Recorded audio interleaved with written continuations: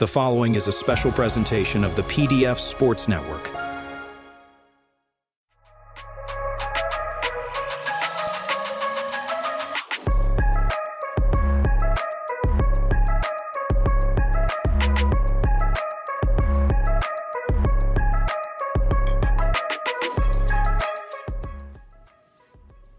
Oh, yes, sir. What's going on? So I put the opening week picks in the Bleezy page. Just gonna start tagging people and getting them up and at them with the daylight savings time. I know we are even earlier than way too early with Pat. We shall see. Good morning, good morning. What up? What up, what up, what up?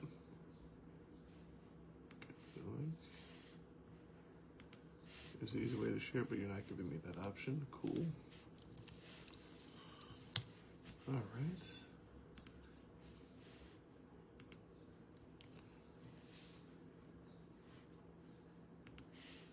We're going to do full preview. Just on the road with kids. Awesome. Cool, cool, cool. Bless, bless, bless. See it post public. Got it. All right. Let's share it around a little bit.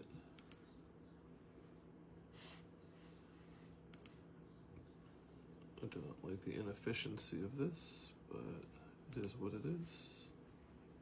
Group. Players Lounge. What's going on? So we got the preview of all of the leagues that are actually playing football. I know some of y'all tuned in and saw some emotional nonsense yesterday. Hey man, be like that sometimes. But we're going to focus on who's actually playing football. Good morning, good morning, good morning. So at this time, go into the Bleezy page. If not, I'll post on my page the copy link, no group. The spreads for week 1. Well, I share it to the groups. To get people to chime in, get people to tune in, and give their 2 cents on it. I think I should have a forum, players lounge, all that. Got it. Cool. All right.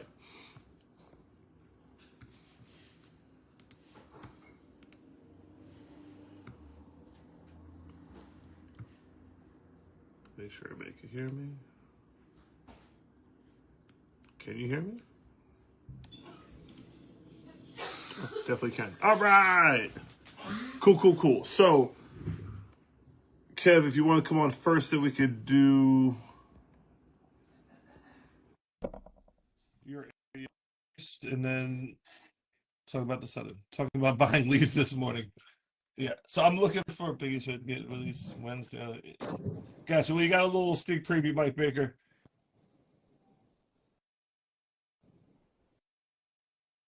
So take a look. All right, so season preview. We're gonna start.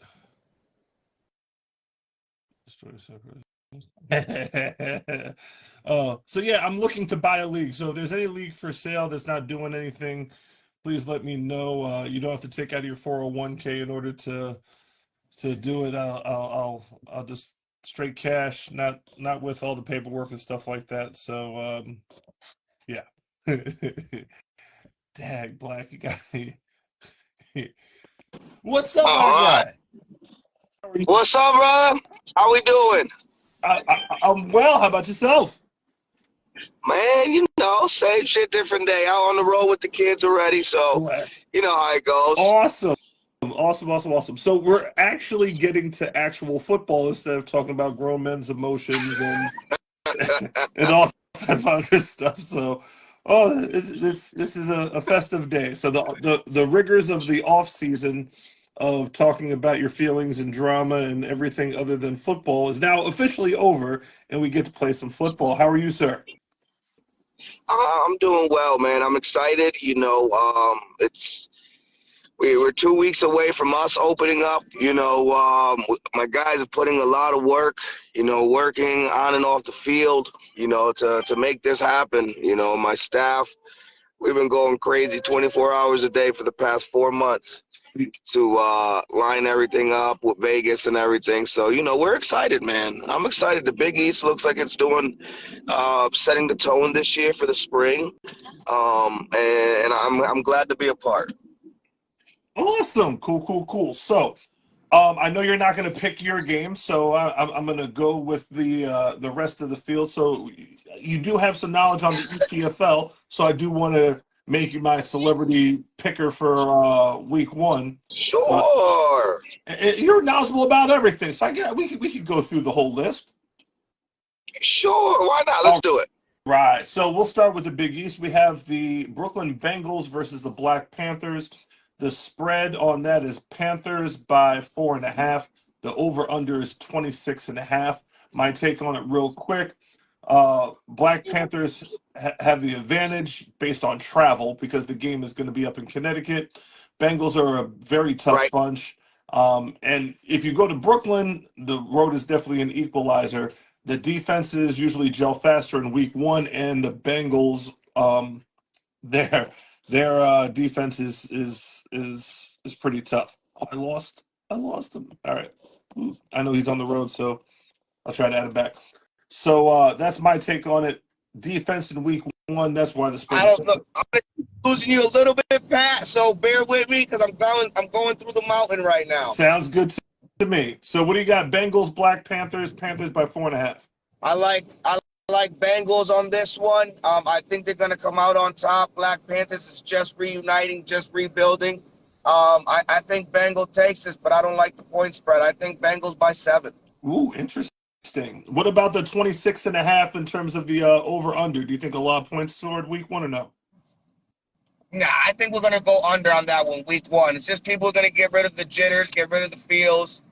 I think week 1 won't be so much of a numbers show for that game.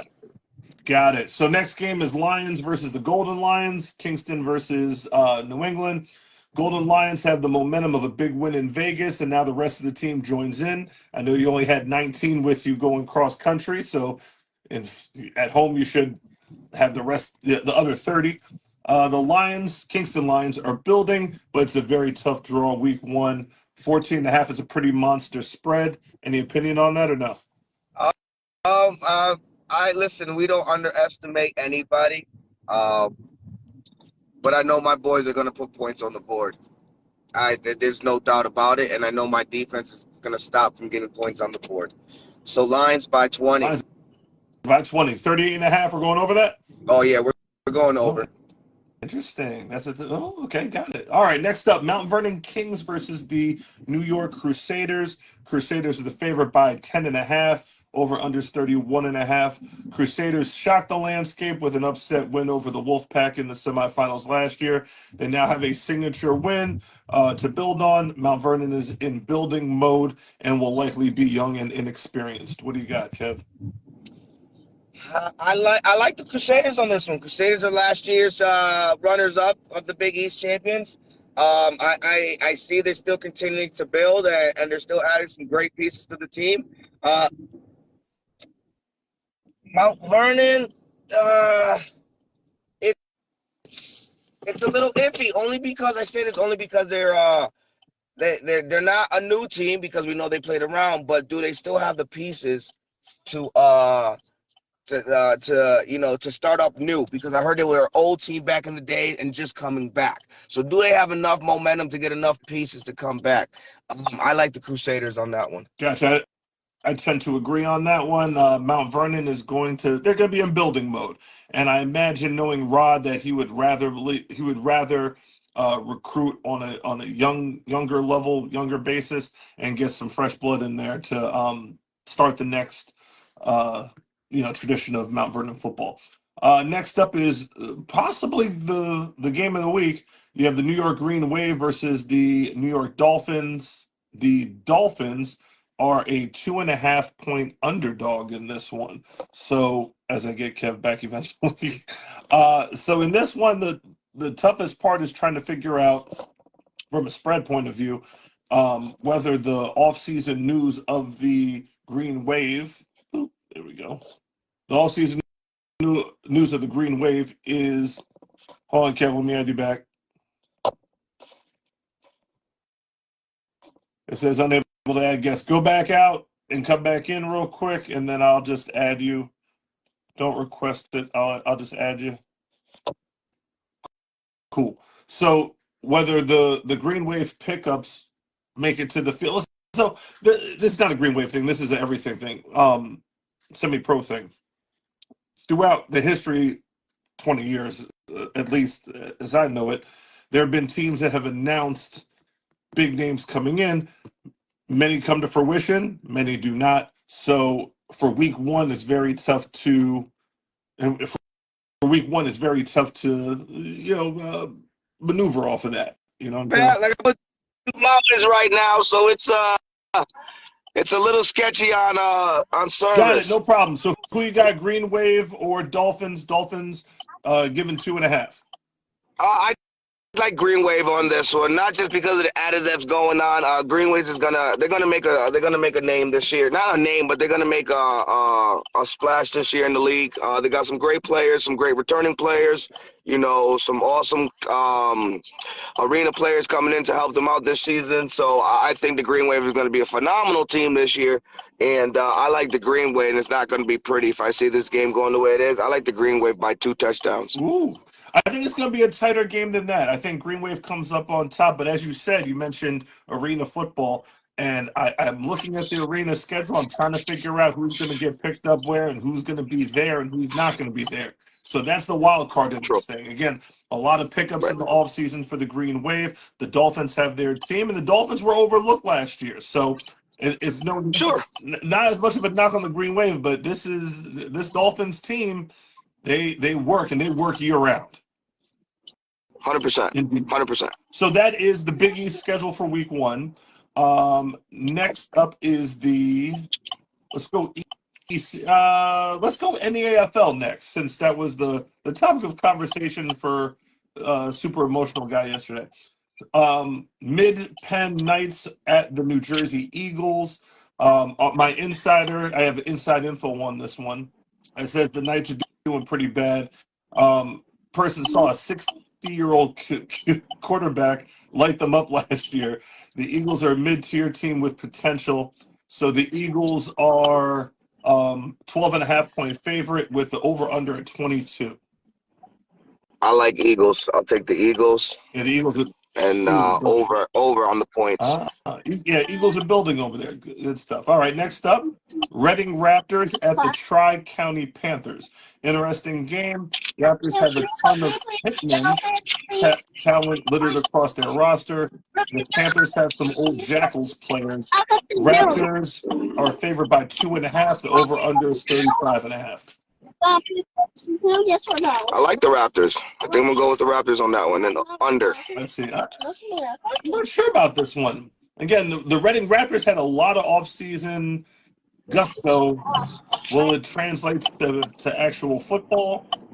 I'm gonna give them the benefit of the doubt. I think they will. Interesting. We've seen pump faking before, but okay, let's see what that Raptors team. I have to go out there and check out a game this year. Next up is the Central Jersey Vikings versus at the Chester City Tide. That's the Delaware Tide from the Den last year. Both are very underwhelming teams. The Tide relied on a few key guys to make all their plays last year. But the Vikings are the same way. The Vikings are competitive with a few athletes. It's up front they usually struggle with. The Vikings can squeak this one out, but the Tide should be the favorite at home. Who you got in this? I like the Tide on this one. I saw the Central Jersey Vikings in week 1 last year, and that was their best showing. So I'm gonna go with this one as my. I'm gonna go with the Vikings on this. I'm gonna take the Vikings. All right. Next up, New Jersey unit at the Tri-County Owls. This will either be a shootout. This is going to be a good one. Yeah, it's going to be a good one. So either a shootout. Now, ordinarily, if it's on the back end of the schedule, I think it's a shootout. However, week one, it could be a defensive dogfight. Both teams have solid rosters, but my insider believes that quarterback play will be the difference. If the unit can get the run game going with those backs, it could get ugly, not being able to stop the run, like the champion Philadelphia Eagles, by the way. So the unit are favored by 5.5. Over under is 34.5. I like the unit on this one. I think New Jersey's going to come up on top. Not to say nothing about Lester over there. I believe that's his name, Coach Lester. Yeah, Lester. Yes, with the Owls, I know he does phenomenal things. He always has a great team and always performs. I like I'm from Jersey, so I'm taking Jersey. I'm gonna take the unit too. Here's the reason why. Lester's teams usually start slow. They make their push at the end of the year. They're usually not impressing in week 1 through 4. They usually get hot during the playoffs. So absolutely. Oh, so Brooklyn Bengals have a bowling fundraiser Saturday, March 15th. Come one, come all, and enjoy yourself. Come and bowl. So give us the address there. I think that's Edgy or whoever it is from the Brooklyn Bengals. Definitely. Let us know. We'll share it on our page. Yes, also. we definitely need highlights of that because I know there's a lot of people talking shit about being able to bowl, and I actually want to see who actually puts up or shuts up. So the next up is the game of the week in the NEAFL, which is the championship rematch between the New Jersey Militia and the Cumberland County Bullies. The Bullies won last year in overtime, but the Militia Militia had plenty of chances to win. The Bullies have the same team, while the Militia added a bunch of players, including some key guys from the Jersey Herd, including the Den's defensive MVP is now a member of the Militia. So it should be a close game. Militia favored by 2.5. We got some good games in this one. And the over-under is 25.5. I like the Militia. I think the Militia get their lick back. Ooh, week 1 lick back. I like that. Very nice. I tend to agree with that too. So next up is the ECFL, our favorite. ECFL has been coming under fire late, but their spring season is about to kick off, and those teams seem to be ready to roll. So we have the Ducks as a 8.5-point favorite over the Boston Chargers. Who you got? I got the Ducks. But I don't think it'll be that much of a point spread. It'll probably be about a touchdown, if anything, maybe even a little bit closer. So the Chargers is always the fan favorite. Like, we love the Chargers to death. Man, we need them to win some football games. We need them to win some more football games. So I have faith in the Chargers. I don't think they're going to take it week 1, but I'm going to take them with the 8.5 points. I think it's definitely closer. It's going to be closer than that. So that's where I'm at with it. We got 2 more to go. And as I get Kevin back, we'll go over the last 2 games. The Bulldogs and the Bruins. Bulldogs are 6.5-point favorites. Bulldogs are 6.5-point favorites over the Bruins. The over-under is 26.5. Who plays quarterback for the Ducks? That's a good question. We have the same team, but we have a few players that was on the championship Cobras team. Interesting. We need a Big East Bowl tournament. True story. And then the last one is I'm trying to get Kev back. I have to keep it rolling. And what is absolutely the game of the week for the ECFL? It might be the game of the week across the board in all leagues. Cardinals and the Warhawks. I'm not sure. I think the game is up in New Hampshire. Warhawks might have moved down to Massachusetts, but not 100% sure. But we'll get Kev's take on that. Hey, what up, Kev? What's up, Pat again, man? I'm still going through the jungle. I'll get these last 2 and then I'm out of here because I'm going to be going through some fucking static in a second. Sounds good to me. Bulldogs and Bruins. Who you got? Oh, Bulldogs. Bulldogs. I love the Bruins. They're going to give some fight, but the Bulldogs are stacked, and they're going to come play ball. They got something to prove this year. Ooh, So so the other two big dogs in the ECFL are squaring off week 1, Cardinals and Warhawks That, in the that's gonna rematch. be a good matchup. I've had a chance to play against the Warhawks, my guys, this past couple weeks. To get some practice in. Shout out to them for hosting us. Great organization up there, great facility, great people. Um, I just don't know. They lost some key pieces, and I don't know. I see the Cardinals taking this one. It could get out of hand very quickly too, depending on the defense of the Warhawks. Ooh, gotcha. When it comes to the matchup between the Cardinals and the Warhawks, Cardinals definitely have the speed advantage. That's what they have to be able 100%. to get in open space. If they get in open space, then they give the Warhawks problems. So altogether, we have some good games. I don't. I mean, I'm knocking on wood a bunch of times right now. Will forfeits be something that we see in 2025, or is that gone with the optional football Uh, league? we're gonna see some forfeits this year, already with some teams folding out across the leagues. So we'll see some forfeit games, but I think overall we'll have some good lineup games throughout the year. Bless. Awesome. And what is your pick for Den Day? Who wins on Den Day? Golden Lions. Well, that's what Den Day. For those not following, Den Day this year is March 32nd. This year is Den Day, so good times. All right, so Kev, enjoy the enjoy the family time, dude. I'll Any, talk to you any soon, Pat. yes, sir. And those rankings. When are the rankings coming out? The first preseason's already dropped. We'll be doing another live for the rest of this Thursday, I believe. Beautiful. National rankings. That's what's up. Yes. Cool. All right, dude. All right, Pat. We'll talk to you soon, bud. Yes, sir. Later. All right. So that is the spreads and everything for week 1. We're pretty much done with it. I'm going to have my list for the best foods for semi-pro football tailgates. That should be a lot of fun. We're going to do that in upcoming weeks.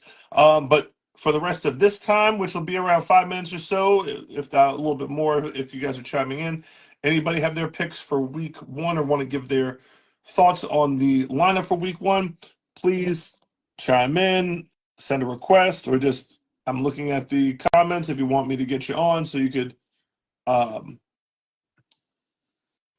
about what you want to talk about. Absolutely. The floor is yours. Hold on. I might just force some people in. Brooklyn Bengals bowling fundraiser, Saturday, March 15th. It is at Bowl 360 in Brooklyn, 1 BOUCK Court, Brooklyn, New York, 11223. I don't know how to pronounce that. Bauk, I don't know. Bengals PS5. Ooh, a PS5 and iPad raffle will be done. Awesome job. Love when great organizations do great things, man. Brooklyn Bengals been around. Actually, I don't even want to quote it. Please correct. Oh, at work. Oh, batch next time. Yes, sir. Brooklyn Bengals been around. Is it 15 years? Is it more than 15 years? It's a good question. They've been around for a while. So, all right. Anybody else got some week 1 predictions? There's 2 very good quarterbacks in Rhode Island. Either team suited up for the Ducks. Interesting. What Kev's working on, we could see some of that East Coast unification and actually seeing who comes out on top. Love that Big East is doing a double and triple header to kick off the season. Pat, what are your opinions on the changes the Big East made going into the season? The funny thing is, did it need 15 years? I hit it. There you go. Golly, dude, I'm pretty good. Mid-Penn Knights on money line. Got it. Okay, cool. Changes in the Big East. I'm not gonna call it changes. I'm just gonna call it more like an evolution thing. Teams are still fundamentally the same. Organizations are the same. Leagues that are successful over a amount of time. You got me going here now, Tim Cheska. I might have to get you on here to discuss. But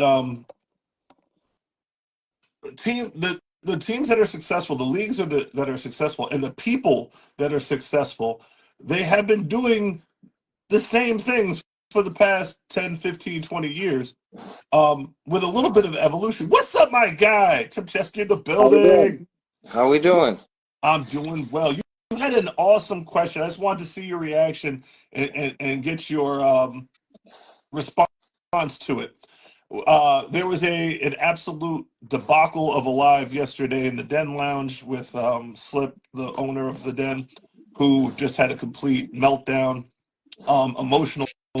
It wasn't even worth responding because it was sad, to tell you the truth. Nonetheless, he made an interesting point in his emotions that I kind of connected to what you asked, which is people coming into semi-pro football that want to bring about change. All for that. However, the people that have been successful and successful for a while are successful for a reason. Now, we evolve, we do our things, and not to say that I'm always successful or everything that I tried, worked initially or what have you, because that's just not the case. However, when people with a bunch of experience tell you from start to finish that the mistakes that you are making have been made before and have failed before, and you think that you know better, then that's not, the establishment holding you back. That's your hard-headedness holding you back. It's the old your eyes are bigger than your stomach. I mean, sometimes your dreams can't fit on the plate. Right, or which is absolutely fine if, again, in semi-pro there is a ceiling. We all have to understand there is a ceiling. So if you are going to go past that ceiling, you have to do it with an amazing amount of capital that you're not going to get back. Period. Correct. And you have to budget for it. If you don't have the budget for it, you can't do it because you can't run yourself bankrupt. I tell people to act their wage all the time. Just kind of live within your means or what have you. So, like, again, one of the reasons why some points in your life you get steak and lobster, some points in your life you get ramen. I mean, that's life. Indeed. It goes the same for business. I mean, sometimes you got to be mean and lean, and sometimes you're able to have all the fluff and frill. Pretty much. It's knowing when you can do it and when you can't. It's balancing your books, balancing your budget, having a realistic, But I mean, my question was more just like last year. I feel like the Big East was very like in their own little vacuum, I guess I would call it, their own little bubble. Like there wasn't a lot of like media out there. There wasn't a lot of promotion out there, at least from somebody from the outside. Mm-hmm. This year it seems like they've really stepped that game up and have really made it a point to say we're here and we're here to play football and good quality football, and if we want quality football we have to give a quality look from the league as well. And at the end of the day, we all know the culture is changing. The guys like this flashy stuff in the photos and stuff like that, and I mean how much does it take for a league to get out there and make some graphics or put up some stuff and right. But here's the thing, and we've had similar conversations about this before when it came to the IFA, which was the cameras are always available. Like everybody has a cell phone camera. The media is never an issue per se. However, what are you taking pictures and video of, right?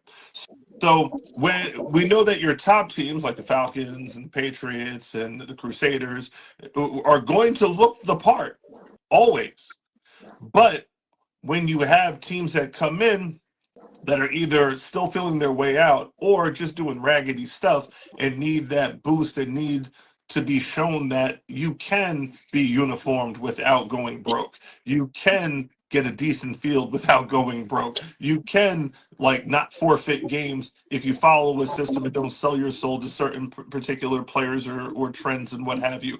Like all of those things, like ironically, again, relating it back to what we saw in the Den Lounge, if you listen to the owners that have been doing it for 15, 20, 30 years, even if you don't like, I mean, Sean Spencer catches hell from a lot of places, but year in and year out, he has a team. Year in and year out, he plays seasons and plays decent football. Again, not everybody's going to be a champion. There's only one champ a year.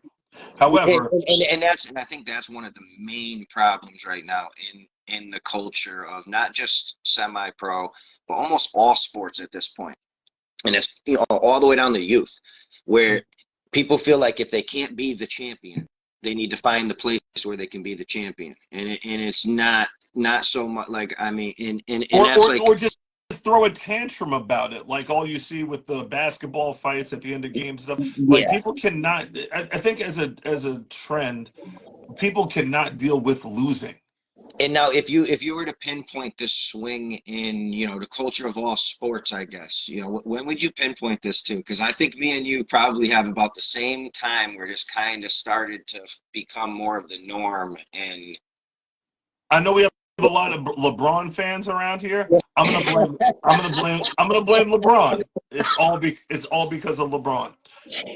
Yeah, I mean, that's what I was gonna say. That's about the same time I saw the swing in the thought process kind of switch from, you know, I'm gonna build my home unit to let me go find somewhere where, you know, because it became about taking your talents to here or taking your talents to there, and that's the point where people started to root for the name on the back of the jersey, not the name on the front of the jersey. So, like, as an Eagles fan, like when Donovan McNabb went to the Redskins, he was a hated man, like, as he should be. Like, you're after he carried you guys for a decade.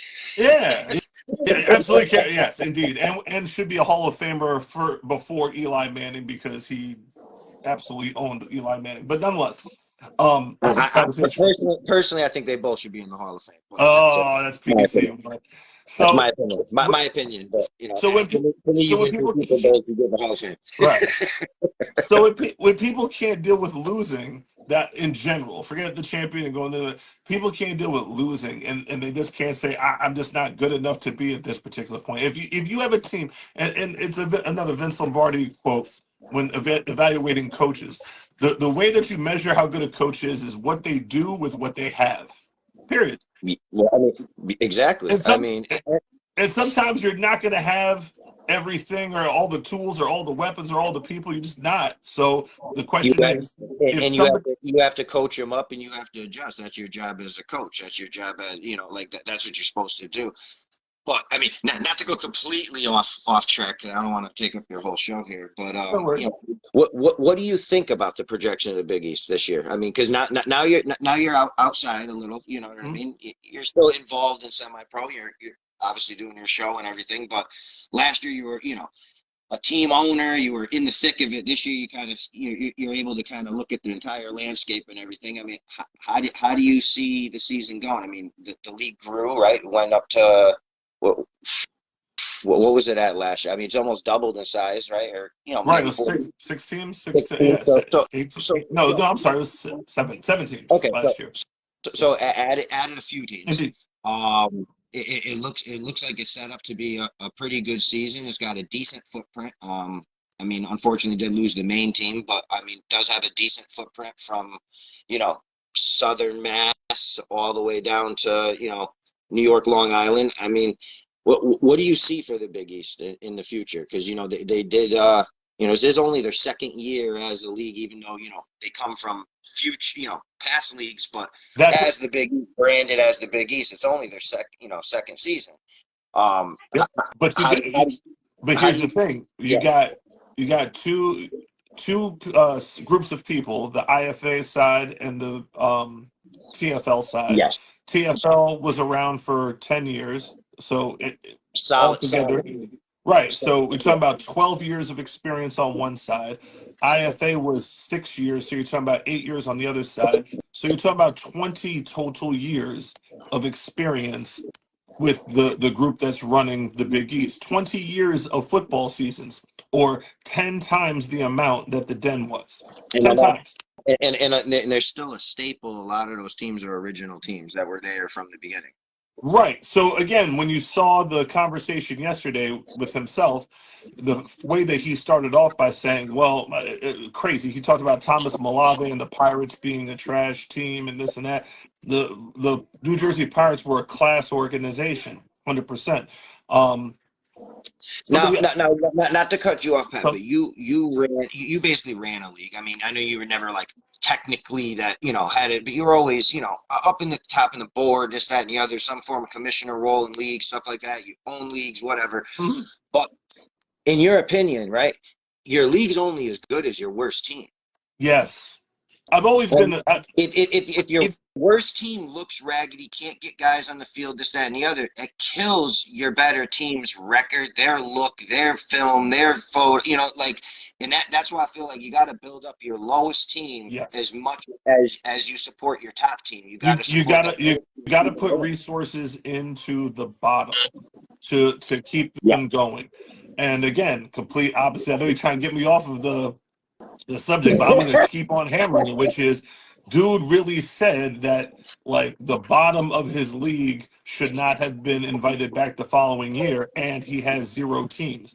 So like the people that were loyal to you, you felt as though you should have kicked out of your league and replaced them with champions from other leagues, guys See, that the made problem, their bones and crazy. look, I love the thought of, right? We all love the thought of a champions league, right? It's all the top past champions, top champions, all in one league. But let's be 100% honest. You put all champions in a league and they don't win championships, Half of them they're fold, going back home. or they're going They to fold because or they're once either going to, like yeah. you said, they're either going to fold or they're going to go back home because they don't like not winning championships. Unfortunately, that's what the state it's at, because you don't have this level where you can go, oh, you've broken this level. Now every guy's making $1,000 a week and doing this. If we had that, then you could do that. Make this champion league. These teams earn their way up into there. But the way things are, where teams can just say, well, what is the difference of playing here than playing here? My ring don't say no different. My trophy don't mean no different, right? Like why go here so that I can be second best or third best or fourth best? I mean, it's not a mind state I agree with, but at the end of the day, as a business, it's like, hey, I'm a 5-time champion. All of a sudden, I moved to a league that I had no chance in winning when the other league is right here that I can just go right back to, and that's kind of what ends up happening. And you see leagues implode because of it. You see, organizations fold because of it. And, that's why I think like this whole regional thing where, we're really trying to find, regional, who's really the best. Doesn't matter what league you're in. You can't hide under your league shroud of I'm a AAA league, so I got 2 AAA teams. That's what fucking said. Oh, but I was the only AAA league around. Well, yeah, a couple AAA teams, and those teams were AAA before they came to your league. So yes, and that's the biggest thing that Kevin's working on that I agree with, is that you don't. There's no such thing as a AAA league or a AA league. There's leagues that have AAA teams and AA teams in them. So more effectively is you rate the team based on what they do, especially outside of their competition of their league. So ultimately, what league you're in does not matter. And then that encourages you to surround yourself in a league with other teams that are being ranked as AAA, because then when you play competitive, you show the same type of product on that field. Now you validated and moved up to AAA. Like that's the best way to do it. But sorry to interrupt you. So yesterday in the gazebo there were a nest of baby squirrels. So just to give you an update, the baby squirrels were invading my gazebo. Now I'm just putting this out there, right? So as you can see, this is where we took them to. They went to a wildlife rescue, and the reason why I say this is that because the Bleezy show was in the gazebo doing Bleezy type things, I named the 2 squirrels Superfly and Dolomite because I figured Cheech and Chong would be a little bit redundant. So, nonetheless, I'm sorry. Go ahead. So the squirrels are doing good. That's a little old school too. Cheech and Chong. I mean, that's too common. I like how you switched it up. So Jimmy Joe says the AAA teams in New England are punks. Okay, it doesn't. well, no, let's go from there, right? Because I mean, we don't have, you know, by the original standards, right? Because we're talking about new standards that are trying to be set, but the original standards, there's technically no AAA spring league in New England. Right. Right. So now we have to jump directly to summer if we're going to address Jimmy's comment, right? And if we address summer, what AAA teams are there left? There are only 3 or 4 that I can think of off the top of my head. So, which means that they can't play a AAA schedule. The problem is you lost 3 or 4 AAA teams in New England just this past year. So what AAA teams are left? So, you know. And by the way, I'm sorry. Even as much as I dislike Harmon and the ECFL in general. Okay, Jimmy, I get what you're saying. Okay, so basically what Jimmy's getting at is that all the AAA teams are in one league except for one team, and that league won't let the one team in. So now that one team is stuck in a AA league by themselves as a AAA. That's what he's saying. Yeah, but but hold on. If you schedule those teams on your schedule, if you play them and have referees, it's a AAA game. It's a AAA game. And then for national, in fact, to tell you the truth, again, if you go through the ACC versus the SEC, your schedule is easier, yeah. But if you beat the SEC champ, then you beat the SEC champ. You don't have to waste your time playing Vanderbilt to prove anything. You have to waste your time playing Auburn. You know, I get that it's frustrating because the ECFL actually had something where AAA teams played a AAA schedule. By the way, Jimmy, what the Bulls are going to have to do, Jimmy, what you're saying, because you're saying it's the teams that won't play them. Line them up. Yeah, y'all better get some gas cards because there's teams that'll play you, but y'all better get some gas cards. I can guarantee you can find good. You can find good games down in New York. You can find good games down in Jersey. You can find good games. I guarantee those AAA teams won't duck you. It's if the local teams are ducking you, you're gonna have to travel. Yeah. Unfortunately. And then once you win those games, teams will be forced to come see you at your place. Exactly. You know, that's how Pat knows all about it. Pat spent a whole season on the road. He knows all about it. Yeah. Including going to the Admirals to play the Admirals. Indeed, we lined up against everybody. But again, that's what Racine ran into with the Seminoles, which is why am I going to go to freaking Wisconsin? Well, that's been champs for a while. I'm very curious of how Racine's season goes this year now that they're in the PFA and now that they have to travel. I believe they go to Detroit twice. Right. I believe they go to, so they're actually going to have to go to these teams that they've been calling out and saying, we'll play you, but you have to come to the farm.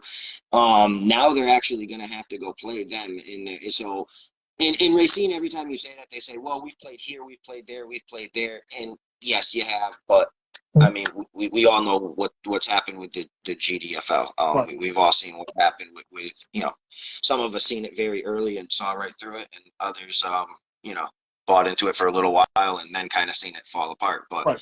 I mean, when you ask to join the GDFL and you're told that, yeah, you can join because I got nobody in that area, but you got to bring 4 other teams with you. I don't care who those other 4 teams are, as long as you bring them and you play them, and then you can get into a playoff and just play somebody else.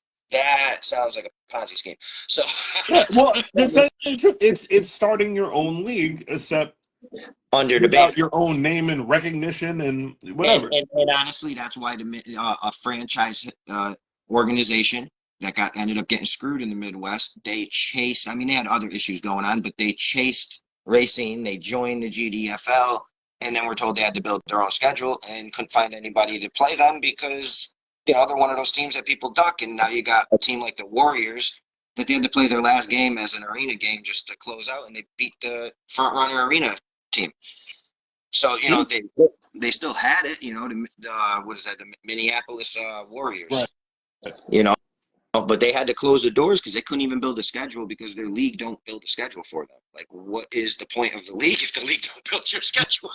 Right, and that's what we're moving away from, which is, hey, cut. And to tell you the truth, that's what the IFA was, which I absolutely loved, because the IFA wasn't going to build a 10-game schedule for me. And in fact, sometimes the Patriots would play 15-game schedules because I knew the league wasn't going to be able to build me a schedule. So I said, hey, look, just give me 6 games. that I could rely on, and then I'll schedule the rest, and I'll put my resume together, and that'll be that. It's funny, like I'm looking back. I have one of my yearbooks here, and people talk about like being on the road and like having to travel.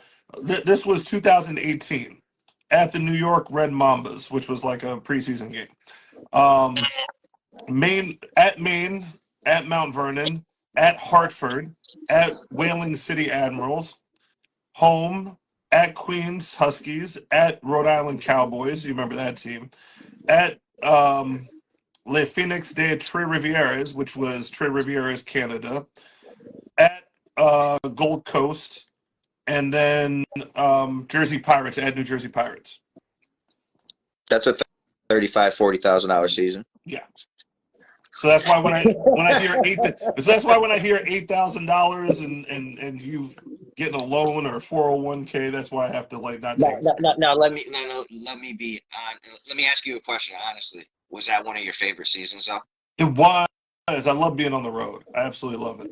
Like the bond with the guys was like just that much tighter. Like everything was just that, because I mean, you're on the road every week. Like that's different. That's a different level of commitment, right? Like, because when you got half of those home games, you got those guys that are like, oh yeah, I only got to show up to this many games. I won't show up to that one. That one's a little too far, Right. But when all your games are on the road, you got that level of commitment right off the bat. Like, and personally, that's why I don't really like the leagues that are extremely local, like where it's like, okay, it's 6 teams and they're all within a 45-minute to an hour radius. Like, I do like a little bit of travel because you gotta mix it up a little bit. Like, it starts to get watered down if you keep playing the same teams in the same spots. Like, yeah, and then it was fun. 2019 Mount Vernon at home, at Maine, at home, at Eastern Mass, at Westmoreland, which is Pittsburgh,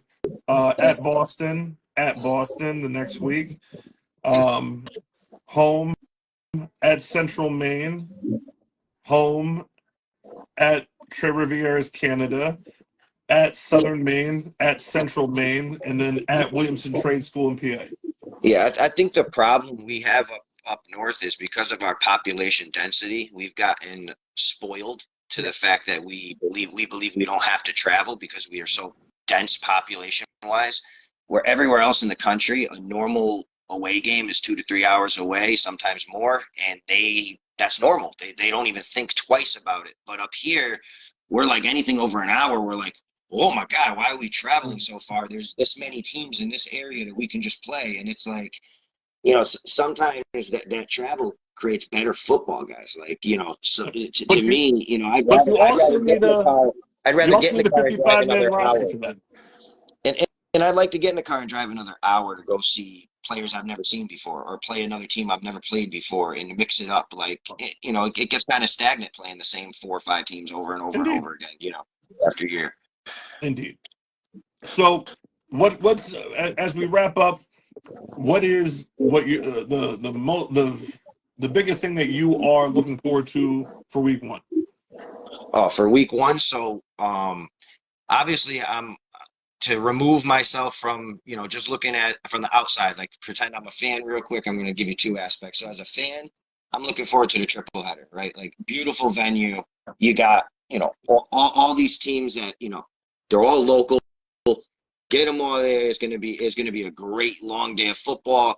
You get the advantage of being able to have media, like we talked about. You're only as good as your worst team. The team that might not be able to afford media, stuff like media is going to be there. All that stuff's going to be there. So I like that. For myself in the New England Classic, I'm just looking forward to getting the guys on the field. There's a lot of guys who didn't get to get out to Vegas and really want to get going, and I just think that's going to be a good game as well. 7 o'clock under the lights at Nike site. It's a beautiful stadium as well.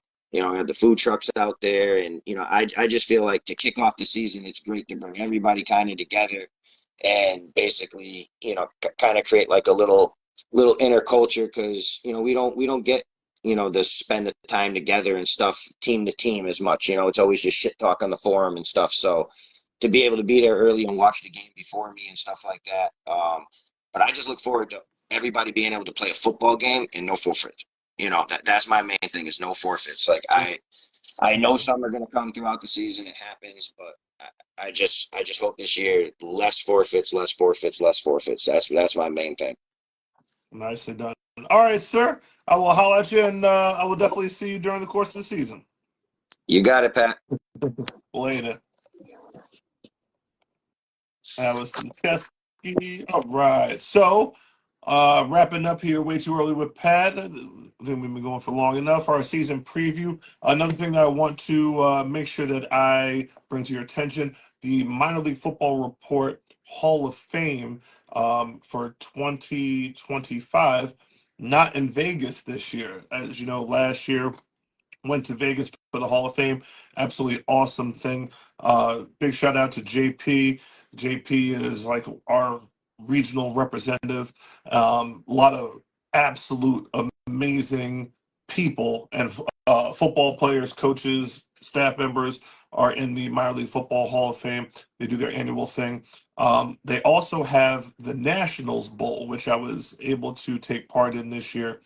I had gone to the Hall of Fame weekend a bunch of times, never really paid attention to the bowl games that were taking place. But last year, since I was an inductee, I was able to check it out. And the U.S. team, which is the U.S. Nationals, were playing against the, oh my God, Sealand. Oh, I should know this. Just kidding. Seahawks, which is a team from the United Kingdom. And we ended up winning the game pretty impressively. And look what came in the mail. Isn't this dope? Pretty dope. So, as you can see, definitely amazing that they put like the Vegas logo on it, right? Boom. Oops, sorry, me.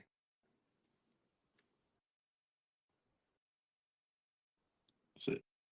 Nice piece of hardware there. Pretty dope. So this year, it is not in Vegas. This year, it is in Hawaii, the one state that I have not been to. So I'm going to be able to actually check off Hawaii as the 50th state off of my list, one of my bucket list items, if you follow me on Facebook in terms of my own personal page. So I'll be able to check off Hawaii and play some football, which is absolutely awesome. The game is December 6th. Of 2025. They are taking applications for players. You do have to send film along with having credentials, like, being able to prove that you're booking a ticket to go to Hawaii as opposed to saying you're going to go and then not show up or what have you. So really absolutely dope event. Yeah, Hawaii is absolutely awesome. So again, you're trying to play. I sent the information into the Patriots and the Gators page, so make sure you check that out for those guys. If you're not one of my guys, talk to JP. He'll connect you with the link or what have you. Now, I'm being petty. Just kidding. You can message me. Not a problem. Again, that's it. Way too early from Hawaii. 3 p.m. Eastern time. It's crazy. Yeah. So 9 a.m. will be 3 p.m. But yeah, good point. So again, last part as we wrap up, make sure you support the Brooklyn Bengals bowling fundraiser Saturday, March 15th. Come one, come all. Enjoy yourself, mingle. It's at Bowl 360 in Brooklyn, 1 Book Street, Book Court in Brooklyn, New York, 11223. Bengals PS5 and an iPad raffle will be done there. Yes, they need to bring that back there. I think Aloha Stadium is actually like, not sure what field we're playing at, but no, you can line up on the beach. Doesn't really much matter. It's freaking Hawaii. So yeah, book those tickets and the hotel right on the beach. Dope, super dope. So again, absolutely, 100% for the culture. Actually, for the culture. So yes, that's pretty much it. Big shout out. Good luck to the ECFL spring teams that are lining up this week. Good luck to the NEAFL teams lining up this week. Whether you've been winning for years or losing for years, the culture is what the culture is. We appreciate everybody that takes takes part of it. Big East, you're up next week, the 22nd, and I will be at the games up in Connecticut doing the announcing for HSG with Howard Gaber. Good dude. Absolutely worth the money, by the way. So if you get a chance, make sure you if you have a program, Howard Gaber and TYJ Visuals. If you let me say this again, if you haven't hired TYJ Visuals and you have a football team, you are not marketing correctly, because he gets those like NFL film shots of your program. Absolutely amazing. Stop playing games. He's absolutely reasonable when it comes to price. He's not your all 22 video. You got guys for that. He is your marketing, media, things that you send to people that will donate money, that type of film. Stop playing around. Hire TYJ. Make sure you tag him in the comments too, for those that don't know. I don't know how I know TYJ, but it is what it is. All right, y'all. So for another episode of Way Too Early with Pat, again, got the spreads out. We're doing the spreads every week and taking it from there. Have a wonderful, wonderful day. Enjoy your Sunday.